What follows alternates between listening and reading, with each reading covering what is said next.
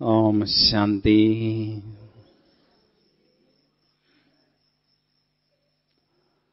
समय की पुकार, अचल अडोल स्थिति। मधुबन में हम जब जाते हैं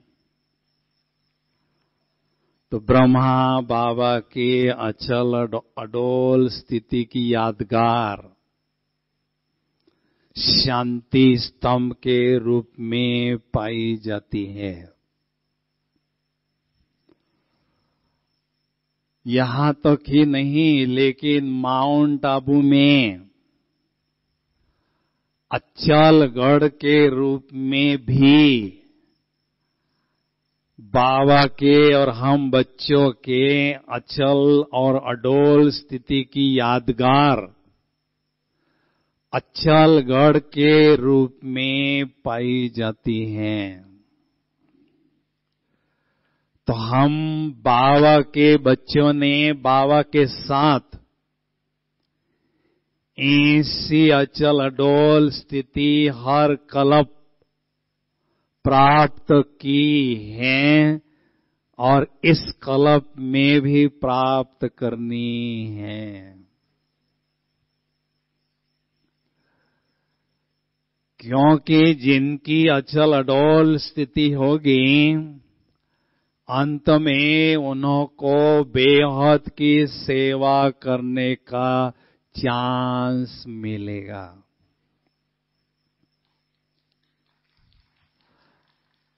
तो ऐसी अचल अडोल स्थिति बनाने के लिए कुछ एक बातें हमें बुद्धि में रखनी होगी और कुछ एक बातों पर हमें दिल से अभ्यास करना होगा। तो बुद्धि में 5-7 बातें हमें जरूर रखना है ऐसी अचल अडोल स्थिति बनाने के लिए। पहली बात, सदा हमें याद रखना है, एक साधे सब सधे। कहावत है, एक साधे सब सधे, सब साधे सब जाए। अगर हम एक बाप पर पूरा भरोसा रखते हैं, उनका ही हाथ पकड़ते हैं, उनसे ही मदद करते हैं, लेते हैं, तो हमारे सारे काम बहुत अच्छी तरह से होते हैं। लेकिन एक के बजाय अनेक देवी देवताओं पर विश्वास रखकर उनसे हम मदद मांगते रहें तो कुछ काम हमारे सफल होते रहें और कुछ में सफलता नहीं भी मिली।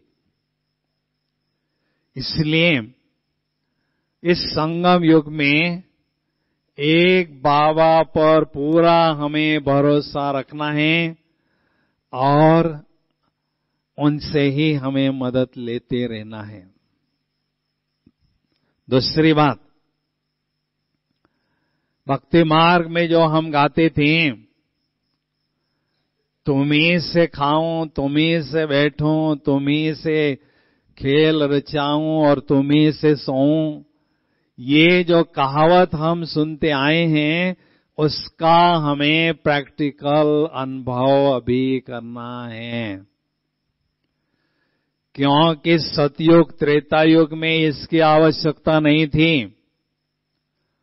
द्वापर कलयुग में हमें बाबा का परिचय ही नहीं था, लेकिन संगम युग में हमें ये गोल्डन चांस मिला है कि एक बाबा के साथ ही हर प्रकार से हर समय साथ में रहें और उनकी कंपनी का आनंद लेते रहें। तो तुम्ही से बैठू अर्थात परम धाम में बुद्धि के द्वारा बाबा के साथ बैठें। तुम्ही से रास रचाऊं माना बाबा के बुद्धि रूपी हाथ में हाथ देकर हमें रास रचना है, साथ रहना है, हाथ में हाथ रखना है। तो हर पल हर घड़ी हमें बाबा का साथ अनुभव करना है। तो ऐसी अचल अडोल स्थिति बनाने में हमें बहुत मदद मिलेगी। तीसरी बात, एक बाबा ही सच्चा, निस्वार्थ और सदा का सहारा है, ये हमें अनुभव करना है। इसका बहुत सुंदर उदाहरण भक्ति मार्ग में बताते हैं। जब द्रौपदी का चिरहरण चल रहा था, उस समय द्रौपदी अपने बचाव के लिए अपने जो नजदीक वाले हैं उनको पुकार रही थी। जब उसने अर्जुन के तरफ देखा तो अर्जुन ने अपनी आंखें नीचे कर दी। भीम के तरफ देखा, भीम ने भी अपनी आंखें नीचे कर दी। यहां तक युधिष्ठिर के तरफ देखा तो भी उसने भी आंखें नीचे कर दी। वो सोचने लगी ये हमारे अपने हैं और मुझे मदद करने के लिए नहीं आ रहे। तो बाद में उसने कृष्ण को आह्वान किया और कृष्ण दौड़ा दौड़ा कर उसको मदद करने लगे। तो ये वर्तमान समय की यादगार हैं। दुनिया में जो भी लौकिक अलौकिक सहारे हैं, अंतिम समय कोई भी मदद नहीं करेंगे और किसी में मदद करने की क्षमता भी नहीं है। अंतिम समय बाबा नंगे पैर दौड़े दौड़े आएंगे और हमें मदद करेंगे। इसलिए बाबा ही एक सच्चा सहारा है, निस्वार्थ सहारा है, ये हमें अनुभव करना है और उनके ही बल पर और भरोसे पर चलते रहना है। तो अचल अडोल स्थिति बनाने में हमें सफलता मिलती रहेगी। चौथी बात है भक्ति मार्ग में पतिव्रता और पिताव्रता का गायन है। वो हमें अभी अनुभव करना है। पतियों का पति हमें शिव बाबा मिला है। इस दुनिया में भाग्यशाली उनको कहते हैं जो सदा सुहागन रहते हैं। तो हमारा पतियों का पति बाबा अजर अमर अविनाशी हैं, इसलिए हम सदा सुहागिन हैं। उनको ही हमें याद करते रहना है। दुनिया में अगर कोई पर पुरुष को याद करता है तो कहते हैं इसका सुहाग खंडित हो गया है। इसलिए हमें एक बाबा को बुद्धि में बिठाना है और बाबा को ही हमें याद करना है। पिताव्रता अर्थात एक बाबा को ही पिता के रूप में अनुभव करना है। पिता का जो निस्वार्थ प्यार है, लौकिक पिता का प्यार स्वार्थ भरा होता है, लेकिन परम पिता परमात्मा का प्यार निस्वार्थ प्यार होता है।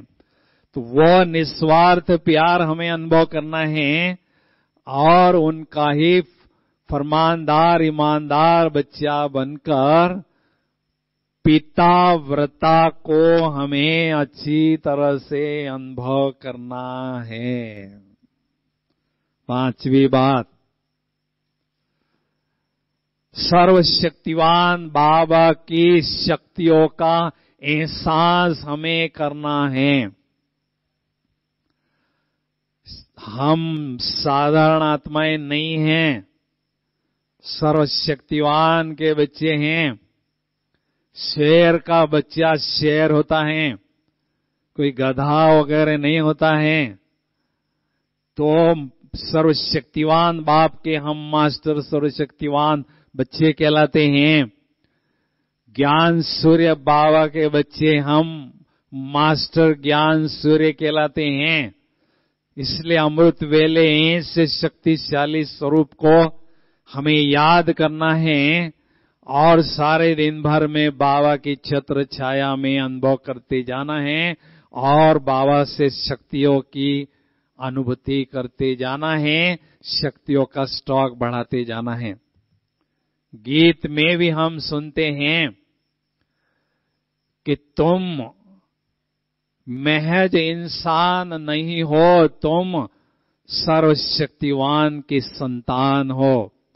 तो माताएं भी ज्ञान में आने के बाद हमें स्वयं को अबला नहीं समझना है।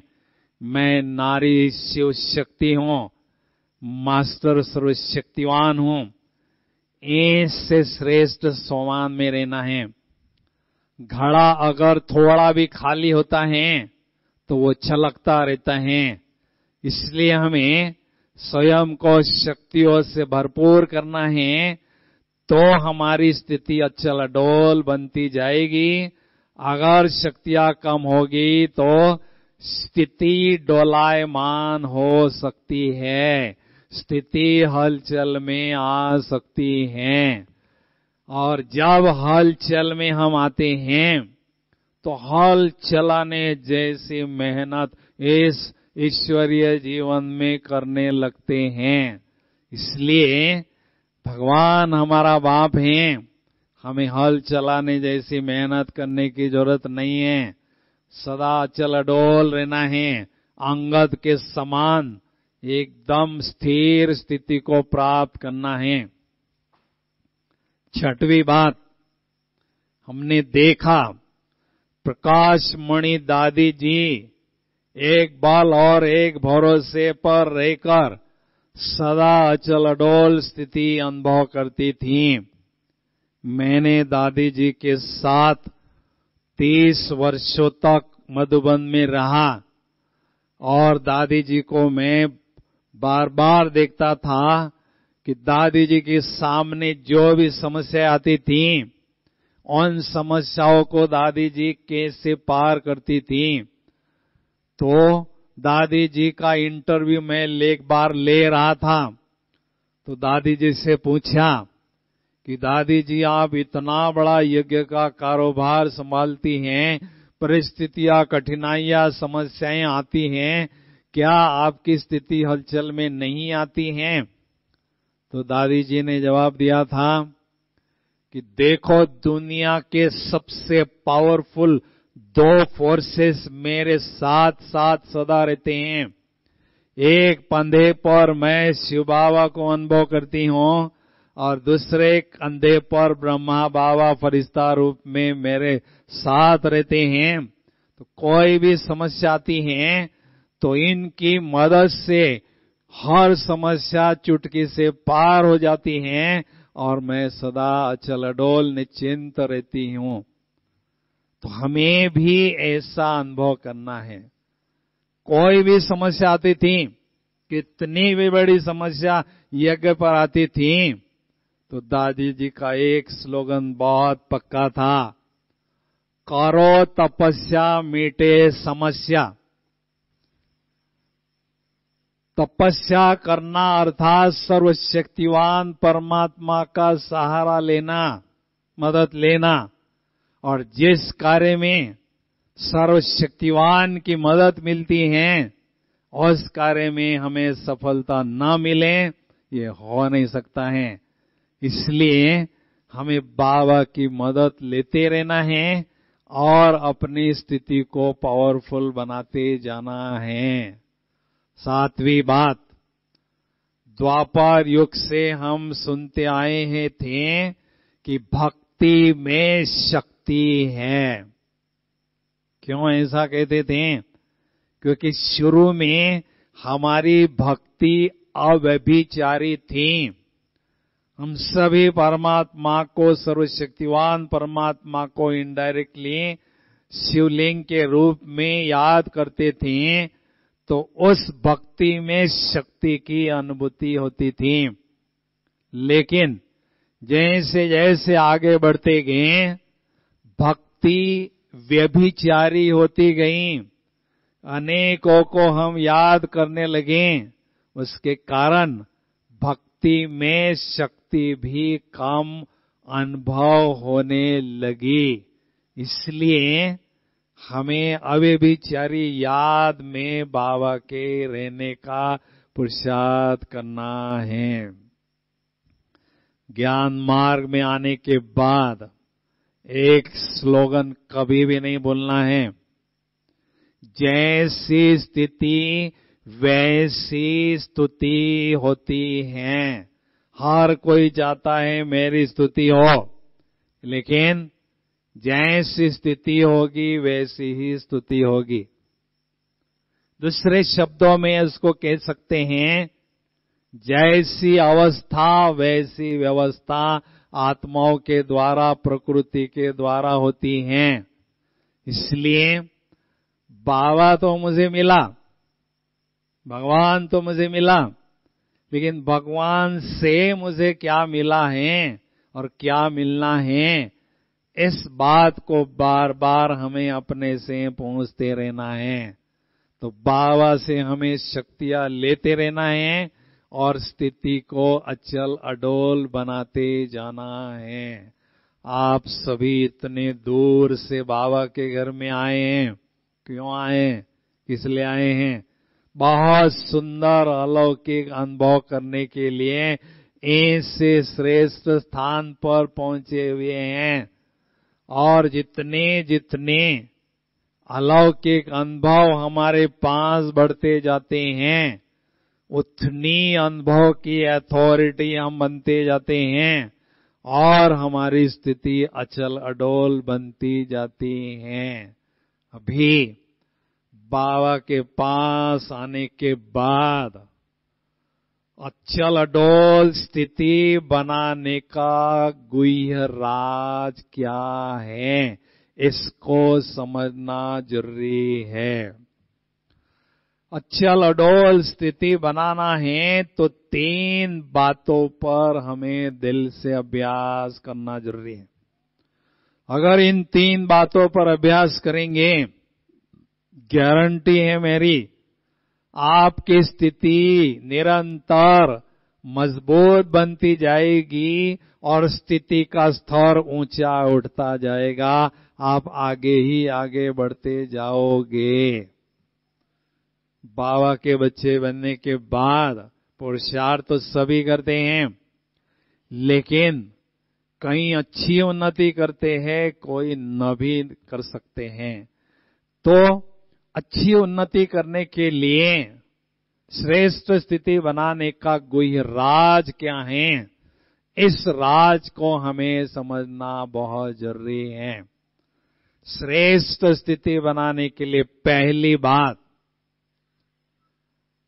हमें अशरीरी स्थिति का अनुभव बहुत अच्छी तरह से बढ़ाते जाना है। बाबा हर मुरली में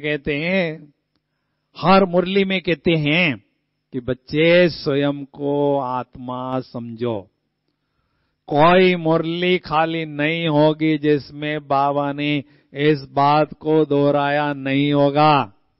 इसके पीछे क्या राज है? क्योंकि ये 84 जन्मों का होमवर्क है, 63 जन्मों का देह का भान जो आत्मा में कोट कोट कर भरा पड़ा है, उसको हमें मिटाना है। और 21 जन्म नेचुरल आत्मा का भान रहे, उसको भी हमें जुटाना है वापस घर जाने के पहले। कहने का भाव है, इतना बड़ा 84 जन्मों का होमवर्क है ये, तो इसको हमें पूरा करने के लिए बहुत जिगरी मेहनत अशरीरी स्थिति पर करना जरूरी है। हम थोड़ा भी पुराने ज्ञान में हो जाते हैं 5-10 साल, तो हमें अहंकार आता है, ये क्या आत्मा का पाठ जो है ये नयों के लिए है, मेरे लिए नहीं है, मैं बहुत पुरानी हो चुकी हूं। तो ये सूक्ष्म अहंकार हमें इस बात पर मेहनत करने नहीं देता है। उसके कारण हम जितना आगे बढ़ते जाते हैं, स्थिति हमारी लड़खड़ाती रहती है, हलचल में आती रहती है। अंगद जो गायन है, ये हमारा गायन है। अंगद बैठा था रास्ते में, तो रावण आया घमंडी, कहता है, हे बंदर, हट जा यहां से, रास्ते से। तो उसने कहा, रावण मेरा पैर हिला तो दिखा, हिलाकर तो दिखाओ।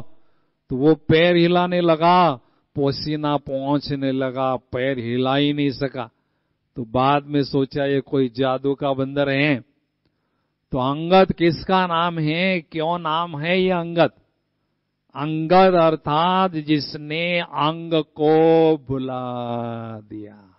अंगद, अंग को भुला देना, इस अंग से न्यारे होना, इस अंग को, भान को, देह के भान को गला देना।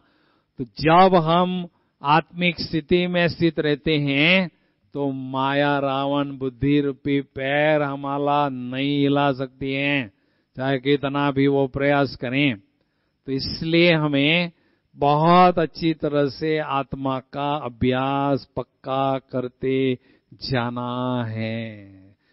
विधि पूर्वक आत्मा का अभ्यास करना है। केवल आत्मा आत्मा रटने से काम नहीं होगा। विधि बड़ी सरल है। एकांत में बैठकर बुद्धि रूपी नेत्र से स्वयं के स्वरूप का दर्शन हमें करना है। स्वदर्शन, मैं चमकता हुआ दिव्य सितारा हूं। देखिए आत्मा को और फिर उसमें स्थित हो जाए, किस प्रकार का मैं आत्मा हूं। शांत स्वरूप हूं, प्रेम स्वरूप हूं। आत्मा के ये गुण हमें बहुत अच्छी तरह से अनुभव करते जाने हैं। और जैसे जैसे ये गुण हमारे अनुभव के रूप में बढ़ते जाएंगे, तो ये आत्मा का अभ्यास हमारा परिपक्व बनता जाएगा। क्योंकि हमें पहले तो अपने देह रूपी पिंजड़े से न्यारा होना है, इस पिंजड़े से आजाद होना है। अभी पिंजड़े में फंसे हुए हैं, तो स्वतंत्र पंछी ही उड़ता पंछी बनता है। तो इसलिए स्वतंत्र, स्व के तन से स्वतंत्र, भान से न्यारे जब हम हो जाते हैं, तो आजाद पंछी हो जाते हैं। उसके बाद हम परम धाम की ओर उड़ सकते हैं। इसलिए इस देह भान को हमें गलाते जाना है, भुलाते जाना है। 24 घंटे हमें भान रहता है, मैं बहन हूं, मैं भाई हूं, 24 घंटे झूठा भान। तो ऐसा सत्य भान, मैं निराकार ज्योति बिंदु आत्मा हूं, ऐसा 24 घंटे भान रहे, वो अभ्यास हमें अभी करना है। तो कितनी मेहनत अपनी करनी होगी, आप अपने से पूछो। किसी भी बहुत बड़ी उपलब्धि को पाना चाहते हैं, तो उसके लिए कहते हैं, धून है तो धन है, धून नहीं तो धन नहीं। एक स्लोगन सदा याद रखना है, जितना रहेंगे देह से न्यारा, उतना चमकेगा भाग्य का सितारा। जितना हम अपने देह से न्यारे रहते हैं, उतना बाबा की याद हमें सह जाती है और अविनाशी कमाई हम करने लगते हैं और भाग्य का सितारा चमकने लगता है। इसलिए हमें पिंजड़े का पंछी बनकर नहीं रहना है, पिंजड़े के भान से न्यारे रहना, अर्थात आजाद पंछी अनुभव करना। आजाद पंछी किसको कहते हैं? आजादी। जब चाहूं मैं आत्मा पंछी इस पिंजड़े में आ जाऊं, जब चाहूं इससे फ्री हो जाऊं, इसमें रहते हुए इससे न्यारा हो जाऊं। इसको कहते हैं आजाद पंछी। तो ऐसी स्थिति हमें बहुत अच्छी तरह से अनुभव करना है। और पंछी बनने के लिए मैंपन की जो छी आत्मा में है, उसको हमें खत्म करते जाना है। तो मैं आत्मा पंछी बनकर सदा उड़ता रहूंगा। इसलिए अशरीरी स्थिति के अभ्यास को हमने अंत तक पढ़ाते जाना है। ब्रह्मा बाबा ने शुरू दिन से अंतिम दिन तक इस आत्मा के अभ्यास को छोड़ा नहीं। हर रोज मालिश पॉलिश इसकी करते थे। अभ्यास को बहुत अच्छी तरह से गहराई से अनुभव करते थे। दूसरी बात, अचल अडोल स्थिति बनाने का गुह्यराज है। जब हम देह से न्यारे हो जाते हैं तो हमें इस दुनिया से ऊपर जाना है। ऊपर वाले राम को याद करना संभव तब होता है जब यहां से हम ऊपर जाते हैं। ऊपर वाले का हाथ पकड़ते हैं तो ही हम ऊपर उठ सकते हैं। अभी ऊपर हमें कौन ले जाएगा? वो काम है स्वमान का। जितना ईश्वरीय नशे में चोर, उतना इस दुनिया से दूर हम स्वयं को अनुभव करते हैं। लेकिन ईश्वरीय नशे में स्थित रहने के लिए हमें स्वमान के सिंहासन पर सदा बैठे रहना है। सभा में जो भी बैठे हैं, बहुत रॉयल आत्माएं बैठी हैं, बहुत महान आत्माएं बैठी हैं। एक भी आत्मा इसमें साधारण नहीं है। इसलिए बाबा ने ऐसी महानता को अपनाने के लिए सम्मान के बड़े बड़े टाइटल हमें दिए हैं। बड़े बड़े टाइटलों से हमें नवाजा है कि आप सारे विश्व के आधार मूर्त हो, उद्धार मूर्त हो, आप विजयी रतन हो, आप बाबा के गले का हार हो, भगवान के नैनों का नूर हो। इतने बड़े बड़े टाइटलों से बाबा ने नवाजा। भाई तई ताली तो बजाओ जरा। दुनिया में किसी को टाइटल मिलता है पद्मश्री का या भारत रत्न का, अकड़ के चलते भारत रत्न हो, मैं विश्व रत्न हो, पद्म भूषण हो। कोई अधिकारी, कोई व्यक्ति उसको टाइटल देता है, और हमें तो स्वयं भगवान ने दिया है। और ऐसी सिंपल साधारण नहीं दिया है, केवल भारत रत्न नहीं दिया है, विश्व के रत्न हम हैं, विश्व के पिता हमें इतने बड़े बड़े टाइटल देते हैं। लेकिन क्या होता है, ये बाबा जो देते हैं बड़े बड़े टाइटल, उनको स्वीकार करने के लिए थोड़ा हम कभी कभी हिचकते हैं। इतने बड़े टाइटल और मेरे लिए, मैं उसके लायक तो हूं नहीं। पता नहीं बाबा मेरी ऐसी तो महिमा तो नहीं करते हैं। भाई इतने बड़े टाइटलों को हम स्वीकार करने के लिए थोड़ा क्यों हिचकते हैं? इसका कारण क्या है? क्योंकि सतयुग त्रेता युग में हम राजे महाराजे रानी महारानी थे, लेकिन द्वापर में जैसे प्रवेश किया माया ने पकड़ लिया और किडनैप करके जेल में ठोक दिया। 2500 साल तक माया के जेल में रहे राजे महाराजे हैं। इसलिए हीन भावना आत्मा में कूट कूट कर भरी पड़ी है। वो हमें ऐसे श्रेष्ठ सम्मान के टाइटलों को स्वीकार करने के लिए हिचकाते हैं। एक ही दुनिया में बाबा ऐसे हैं जो सदा सत्य बोलते हैं। इसलिए हमें निसंकोच उन टाइटलों को स्वीकार करना है और उसका अनुभव करते जाना है। तो स्वतः ही आत्मा में वो रॉयल्टी, वो नोबिलिटी, वो ईश्वरीय नशा अनुभव होता रहेगा। और जब हम आत्माएं परम धाम में रेस्ट करके नीचे आएंगे सतयुग में, और जब सिंहासन राजा महाराजा का मिलेगा, तो हमारे चेहरे पर वो रुहाब, वो नशा, वो मस्ती ऑटोमेटिक अनुभव होती जाएगी। इसलिए वो भी संस्कार हमें अभी भरना है, और उसके लिए सोमान के टाइटलों को स्वीकार करना है, सोमान के सिंहासन पर बैठना है।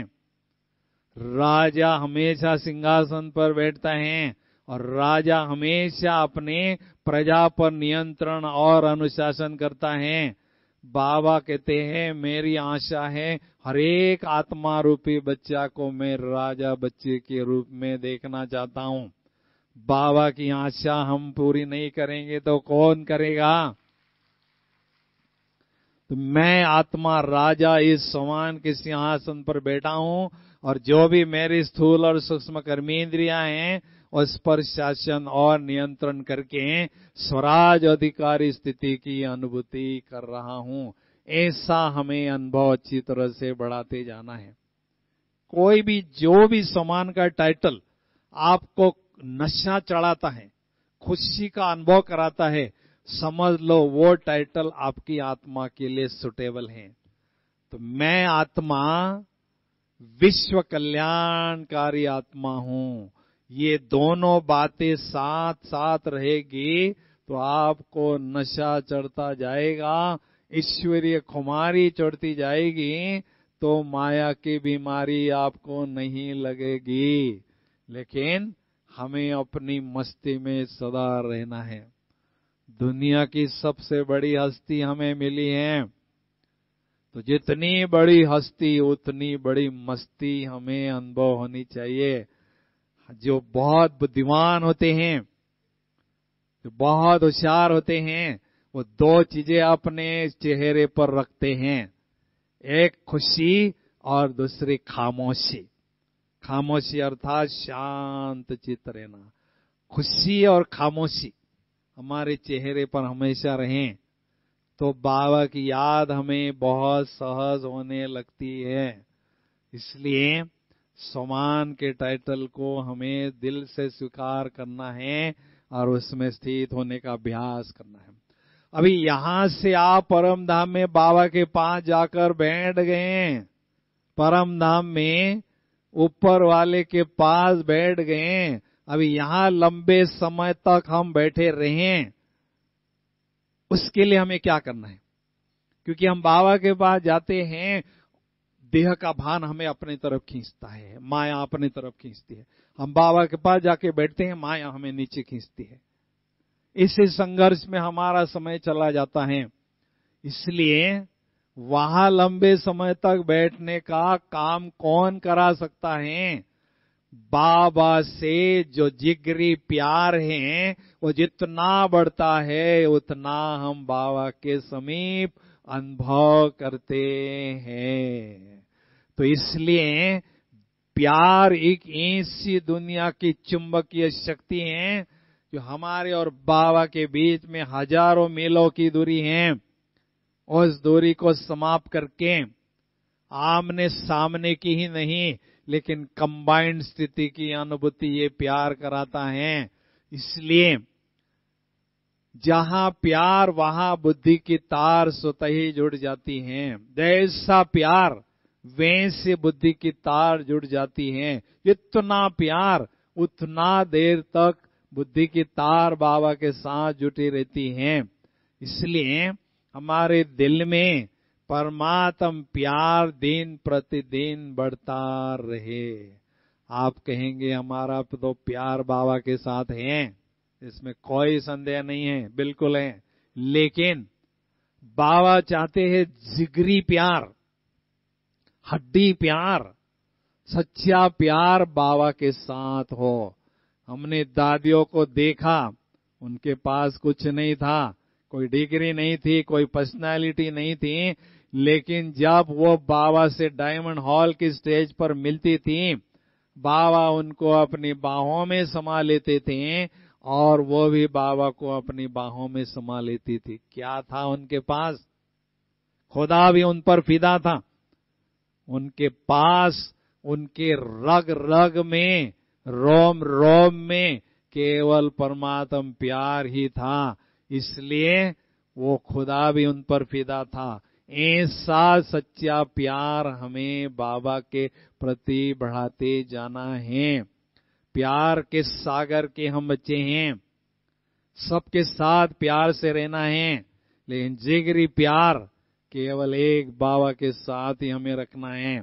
संगम युग में हमें किसी भी आत्मा के साथ, वस्तु के साथ प्यार शेयर नहीं करना है। केवल बाबा के साथ ही सच्चा सौदा प्यार का करना है।